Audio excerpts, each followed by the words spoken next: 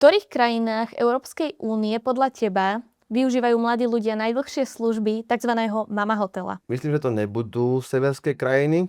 Tie budú také dosť pracovité, ale ten systém je nastavený, že sa tam edukujú a idú hneď svojím štýlom. A príde mi, že skôr by to mohla byť nejaká južanská krajina.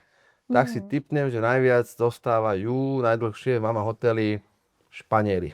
Áno, Karči, to je správne. Španieli sú na 5. mieste v našej tabulke. No. To si myslíš, že tam patrí ako ďalší? Tak ideme po tých južných krajinách ďalej. V rámci únie by som si typol ďalšie Portugalsko, Portugalsko nie je správna odpoveď, takže skúsme hádať ďalej. Taliansko. Karči, dám ti nápovedu. Často tam ako Slováci chodíme na dovolenky. Pokiaľ to je pri mori, jednoznačne Chorvátsko. Výborne. A vieš si tipnúť, na ktorom mieste by mohlo byť Chorvátsko? Chorváti, keď si ich predstavím, ako nás tam obsluhujú na tých dovolenkách, tak by mohli byť aj prví. Výborne, je to tak. Chorváti sú úplne prví v tejto tabulke. Kto ďalší tam podľa teba ešte je? Zostávame asi na tom juhu, predpokladám. Gréci. Výborne. Grécko tiež patrí medzi krajiny, ktoré fakt dlho využívajú Mama hotel. A ešte sú tam nejaké dve krajiny. Tak čo si myslíš, ktoré to sú? Máme tam ešte také balkánske, Rumunsko, Bulharsko? Výborne. Bulharsko sa tiež nachádza v tejto tabulke.